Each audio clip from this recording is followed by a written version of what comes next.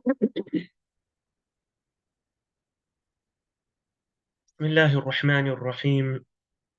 الحمد لله رب العالمين، والصلاة والسلام الأتمان الأكملان على خير خلق الله أجمعين، وعلى آله وصحبه ومن اهتدى بهديه واستنى بسنته إلى يوم الدين. اللهم علمنا ما ينفعنا، وانفعنا بما علمتنا، وزدنا علما، وأرنا الحق حقا وارزقنا اتباعه، وأرنا الباطل باطلا وارزقنا اجتنابه، واجعلنا ممن يستمعون القول فيتبعون أحسنه. أما بعد، السلام عليكم ورحمة الله وبركاته.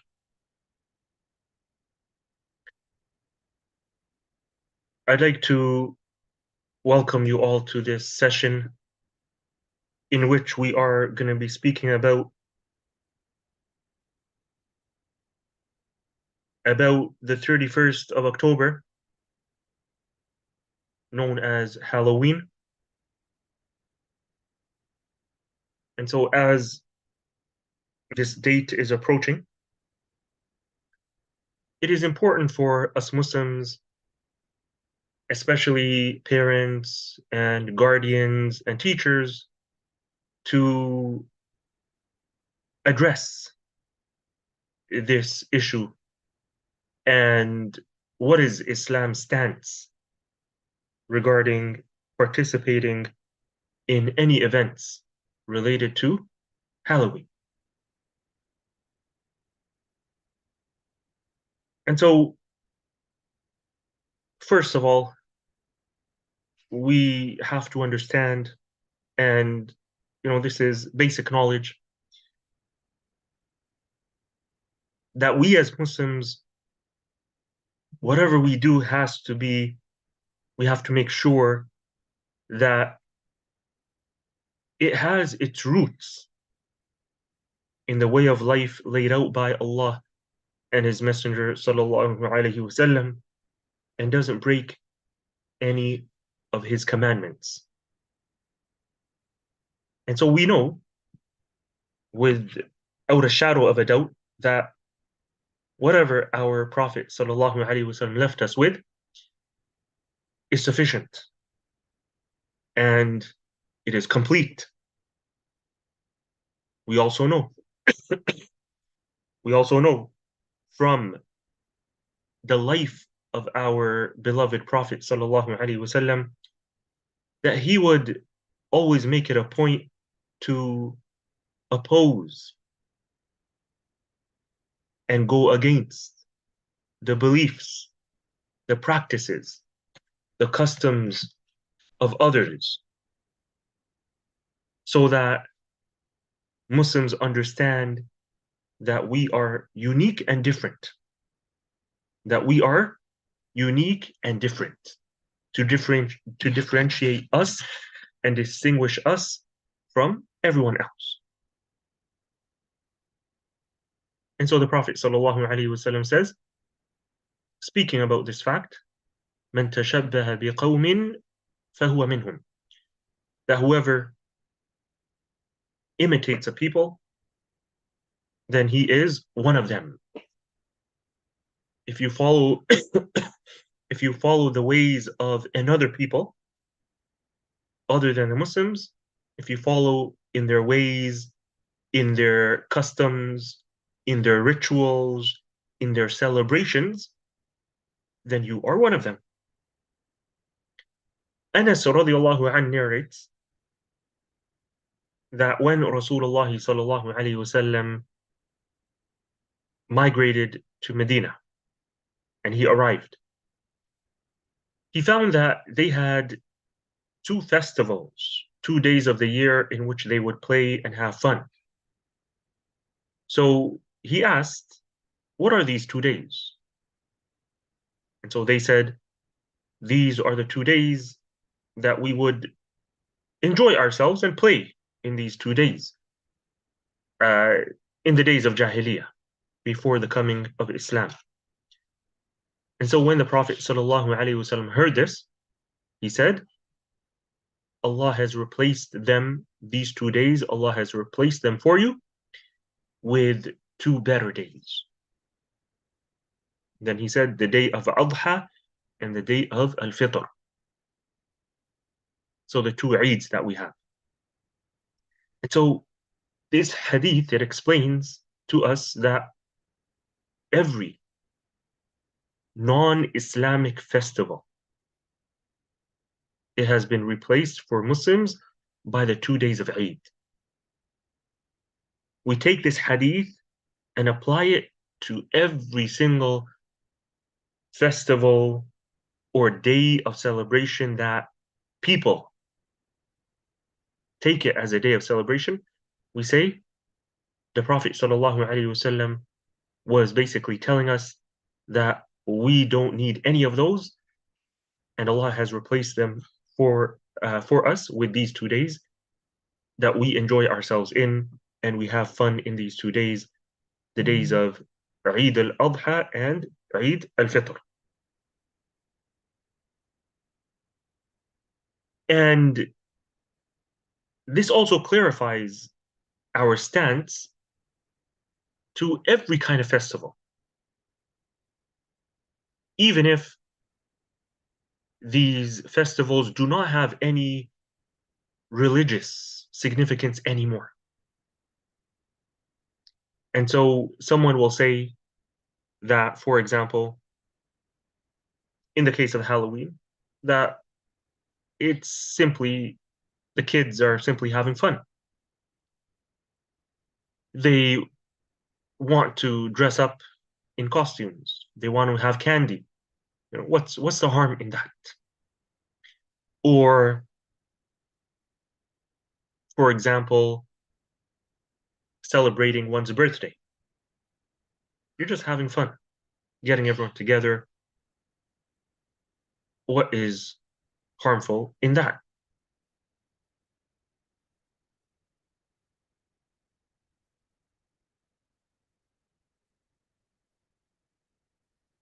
And so in Western society,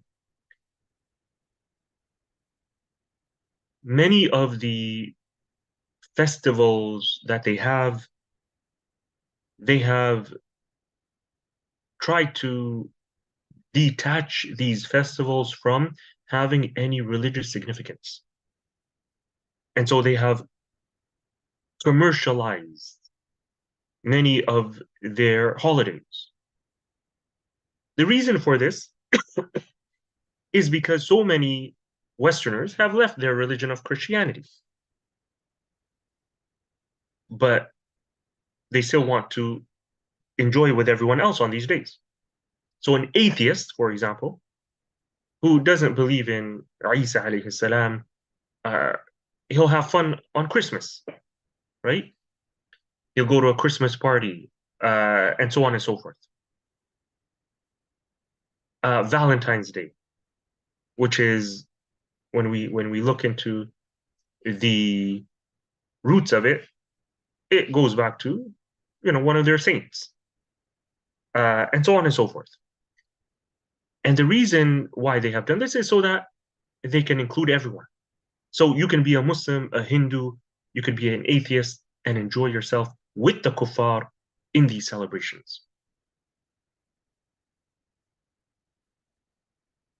Now, although we adults may understand how these festivals must not be celebrated by us Muslims, it becomes difficult to explain it to our children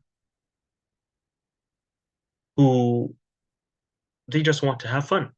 They want to enjoy themselves. And because they have friends who are kuffar and they live in a kafir environment.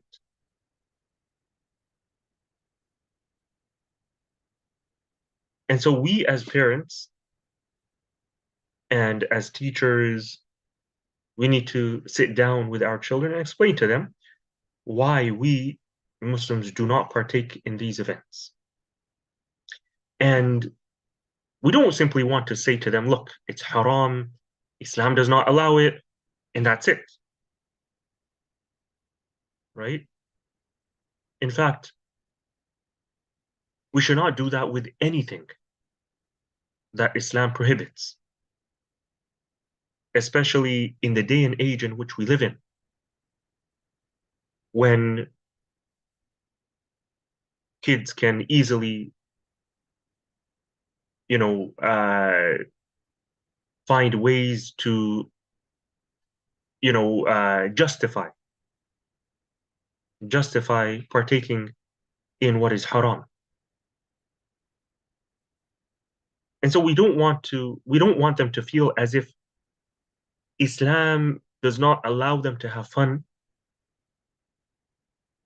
but we must teach them the principles that will help them to navigate through life, to have fun in a way that is permissible and encouraged by Allah and harmless, right? This is what we need to do.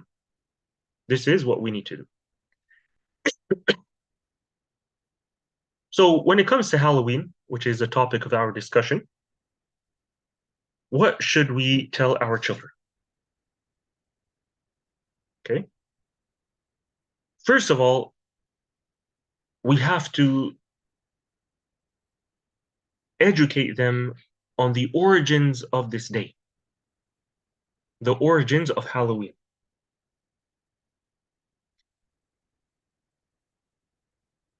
And so when we study the origins of Halloween, what is this? Obviously, the way it is today is completely commercialized. It's not, in a way that seems harmful. It's just having fun, dressing up in costumes, collecting candy, right?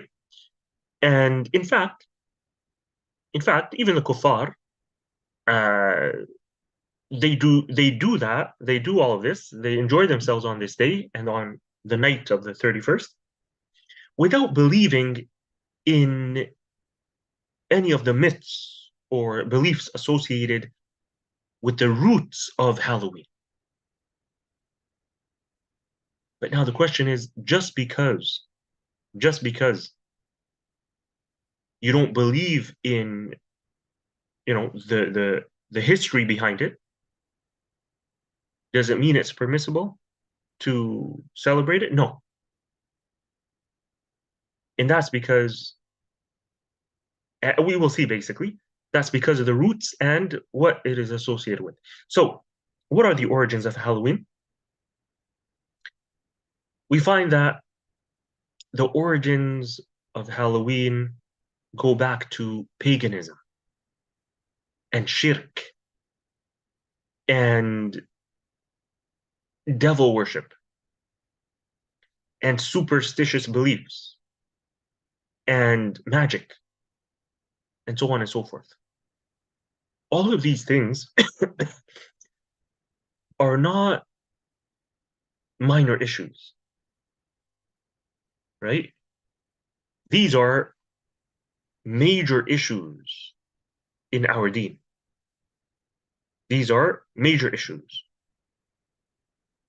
Yani what distinguishes you as a Muslim from everyone else is your belief in Allah, in the Tawheed of Allah, and the fact that you disassociate yourself from shirk and all aspects related to shirk. Right? Shirk is the number one worst sin, and a Muslim should never play around with it, should never come anywhere near it. And so, what is the significance of Halloween? Basically, what are the origins of Halloween? It goes back to European society, and in particular, northern part of Europe and Ireland, where the Celtics, they considered October 31st as the final day of the year. And that day was called Samhain, the day of Samhain. And this person, Samhain, was supposed to be their god of the spirits, of the dead, of the evil. And according to their beliefs, now, all of this uh, is before Europe adopted Christianity. So we're talking about thousands of years ago, before Europe had converted to Christianity. And Europe, before Christianity came to them, they were mushrikun. They were deeply involved in paganism, where they believed in so many different kinds of gods. And so there was a god for this and a god for that. And so one of their gods was this Samhain. He was responsible for the dead and the evil spirits. So they used to have these superstitious beliefs that the evil spirits would rise to the surface and would terrorize and frighten people on the evening of the 31st. And so if you did something wrong to a person, uh, these people, who you did wrong to and they have died, they will come. They will come from the dead and they will take revenge. They'll come and they'll attack you. So some people, what they would do is they would put on a disguise. They would put on a disguise so that you couldn't recognize them on the evening of October 31st. And then they would be safe.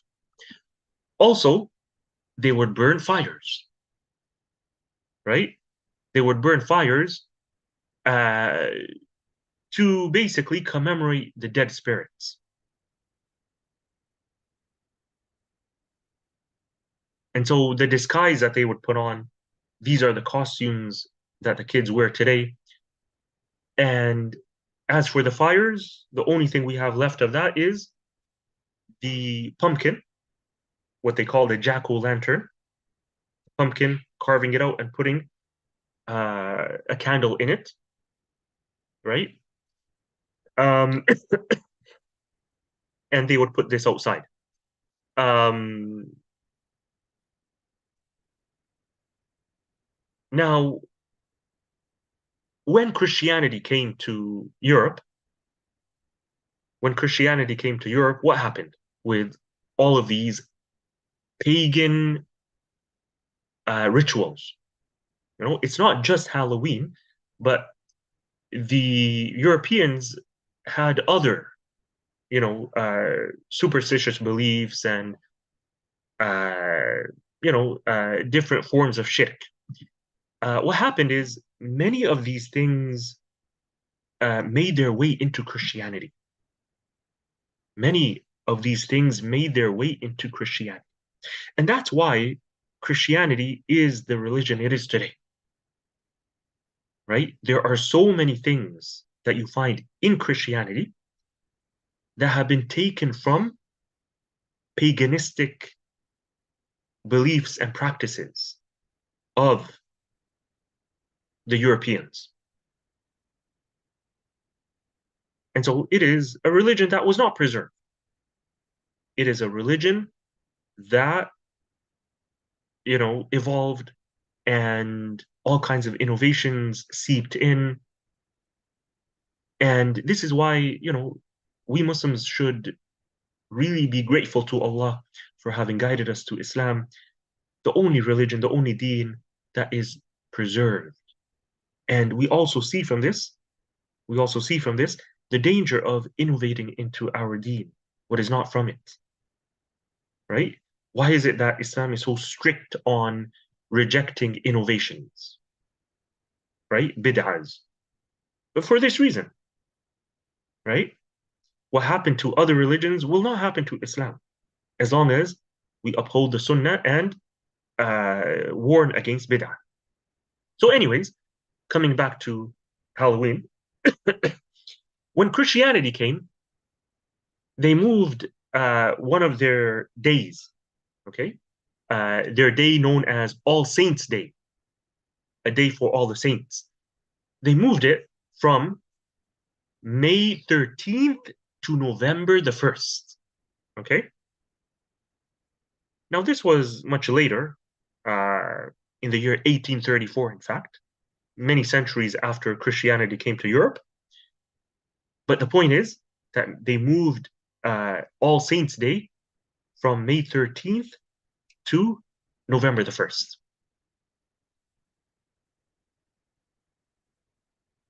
What they said was that the 31st night of October is All Hallows Evening. All Hallows Evening. And this ended up becoming Halloween. This ended up becoming Halloween.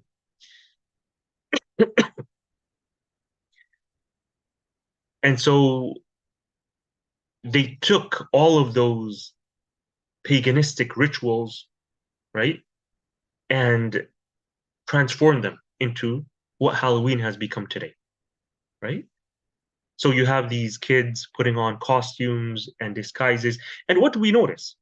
That almost all of these costumes are related with evil somehow, with the devils, with the dead, vampires, skeletons, goblins and witches, right? All associated with evil. Anything to do with evil, they would make a costume out of it, uh, and put that on, and then they go out for trick or treat. They go out for trick or treat. Now, even trick or treat has, its superstitious belief. So associated with paganism. So they would say that if you give us a treat, otherwise we're going to do a trick on you. So it's related with magic. And so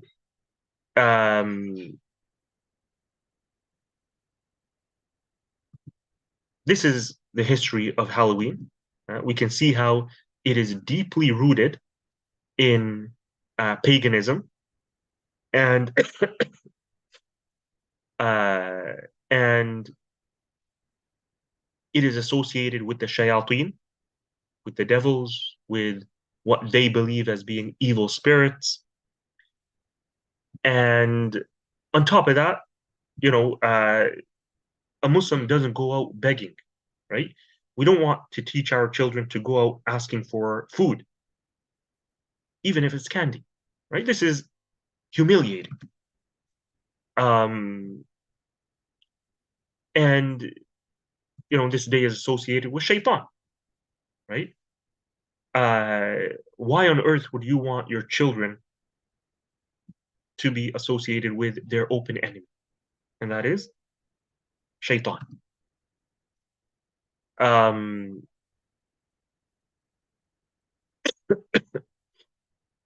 and so we Muslims should not play around and disguise ourselves as little devils, as little shayateen, because shaitan is an open enemy to us. Shaitan is an open enemy to us.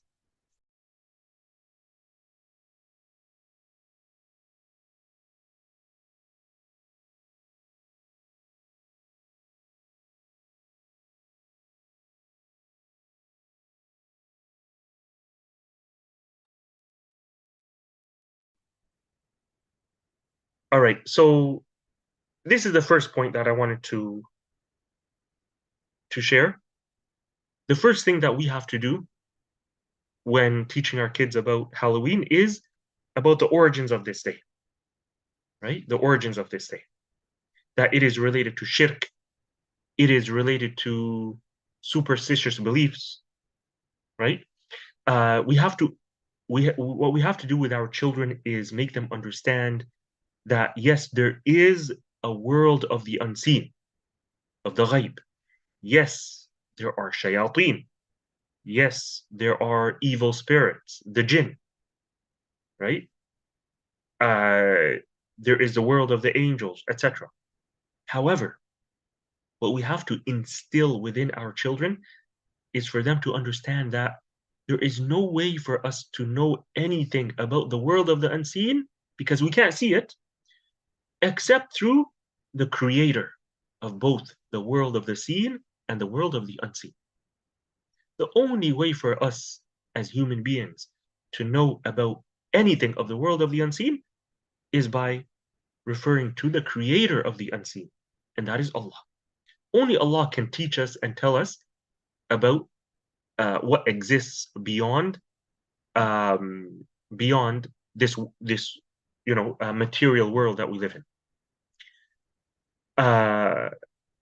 And so we don't want to take this matter lightly.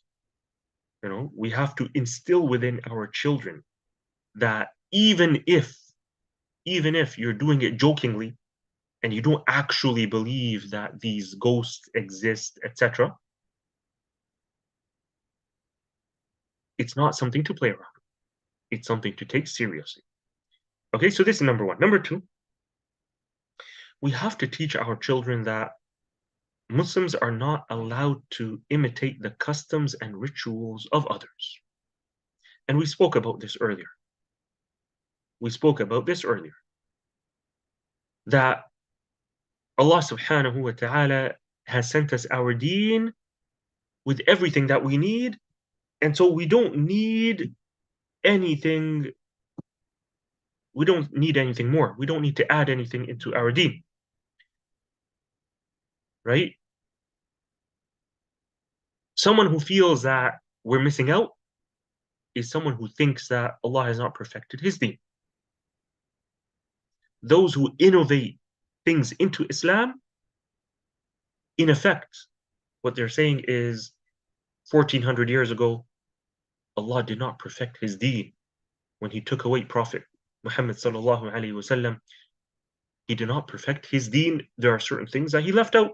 And here we are 1400 years later coming to fill in in those gaps. And so we Muslims are unique. We have our deen, we have our beliefs, our ways, and our customs. And others, they have their own ways, their own beliefs, their own customs. We Muslims are not to imitate them.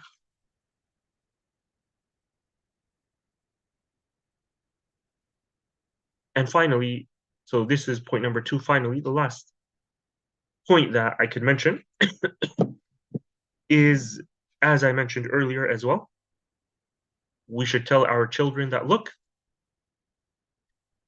Allah has replaced all non-Islamic festivities and celebrations with the two Eids, as I mentioned. So you tell them, look, we Muslims are not saying that, we're not allowed to have fun. No, we are. And Allah has given us an opportunity for that, and those are the 2 days of Eid. And that's why we Muslims should also make it a point to go out of our way on the 2 days of Eid to let our children enjoy themselves to the max, obviously in what is halal. The reason I say this is because, unfortunately, many Muslims out there, the parents, they work, and sometimes the day of Eid will come on a weekday, and they give priority to their work. And so they'll go for Eid Salah, and then they'll go for work, and their kids are at home, not having fun on that day. How are we gonna tell our kids, don't have fun and participate in Halloween and Christmas and all that? And then we tell them, because you'll have fun on Eid, and then you don't allow them to have that fun. Right? What we want is our children to cherish Islam and everything associated with Islam. And we want them to have dislike in their hearts for everything else besides Islam, of kufr, of shirk. How are you going to do that? As I said, by allowing them to have fun, at times when we should be having fun, and obviously in a halal way. And so uh, Allah has replaced all non-Islamic festivals and days of holidays with the two Eids. Finally, and I'll just conclude with this, as we're getting close to Salat al-Maghrib. Um,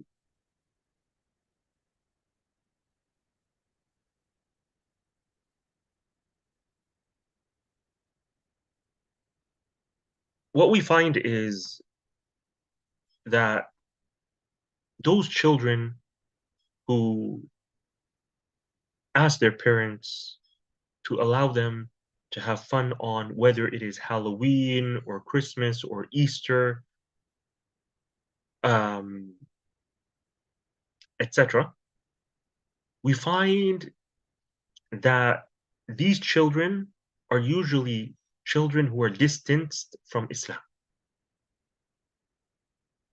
Okay? And we have to be straightforward here. Okay? We have to be straightforward here. The blame for that lies on the parents. Unfortunately, the parents of these kids have not given their kids the tarbiyah that they need. They have, let them loose in the public school system, for example. Go to school and, you don't know what's going on in their lives. They have non-Muslim friends. They are picking up non-Muslim habits and living, a non-Muslim life and picking up values of the kuffar, etc.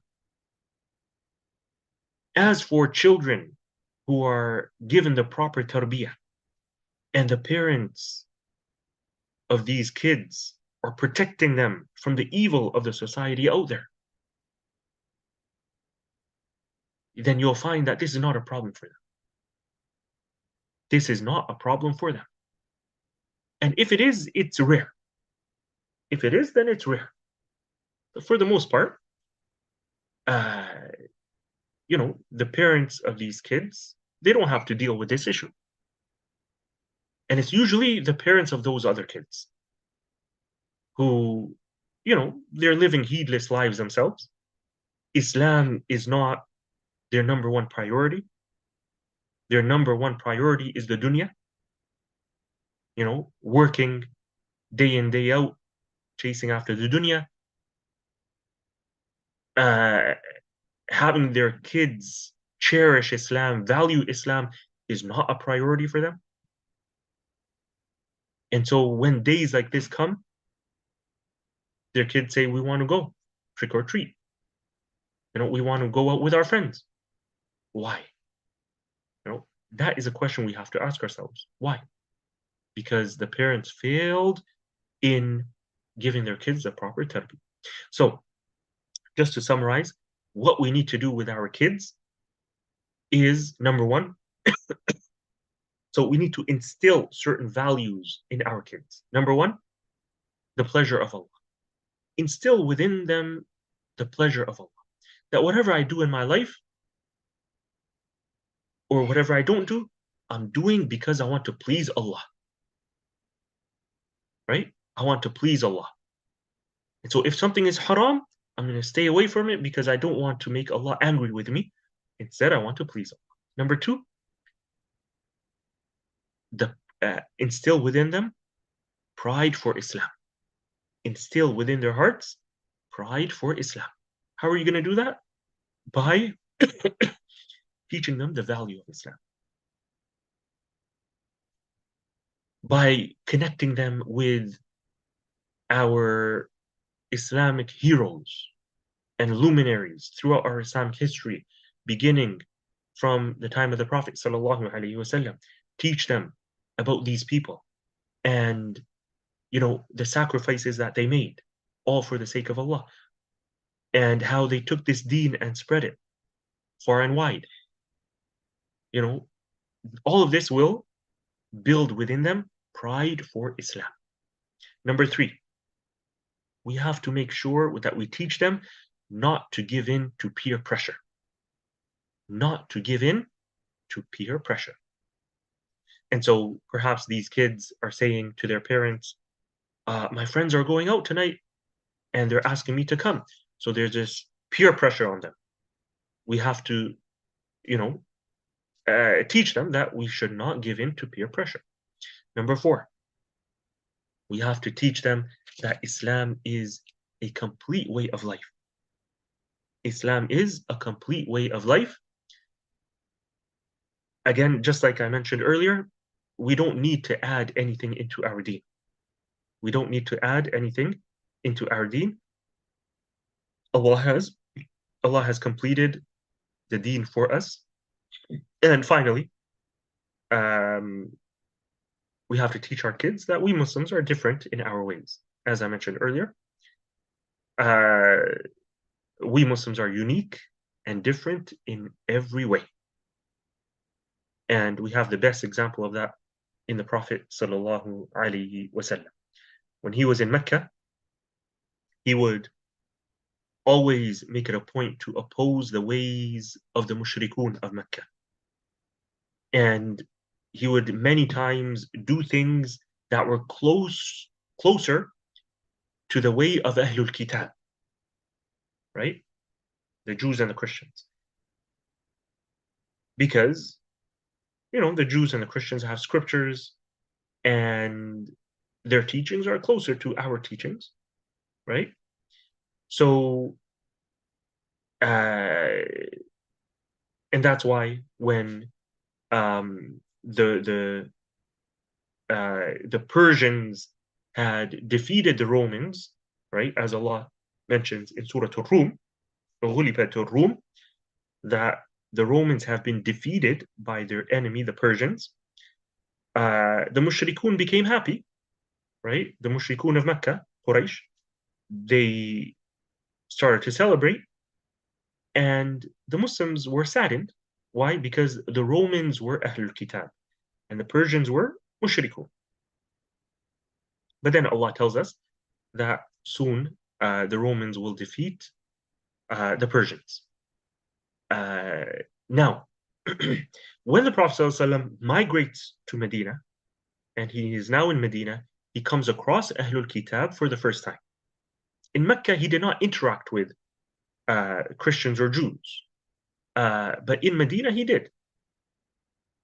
And now, okay, notice, and this is very important to pay attention to. In Medina, the Prophet ﷺ would make it a point to oppose the ways of Ahlul Kitab.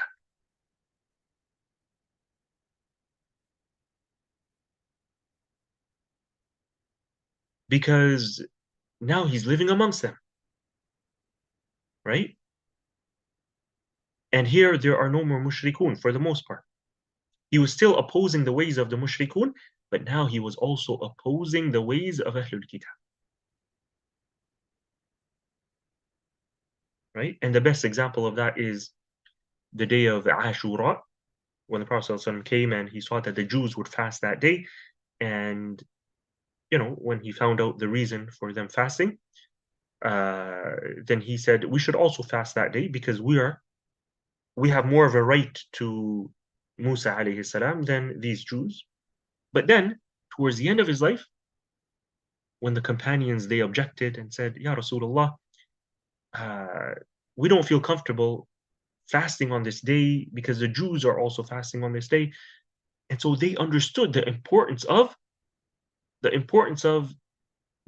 opposing the ways of the kuffar. So what did the Prophet ﷺ say? He said, therefore, in that case, next year, we will fast the 9th as well. And the only reason for that was to be different than the Jews. Right? So the point of all of this is that we have to instill within our kids this understanding that Muslims, we are different. We have our own beliefs. We have our own ways of ibadah. We have our own rituals. We have our own customs. Right? In matters pertaining to the dunya, yes, we share common things, right? But in terms of celebrations, in terms of customs and habits, and so on and so forth, we are different. So these are some of the values that we must instill within our kids.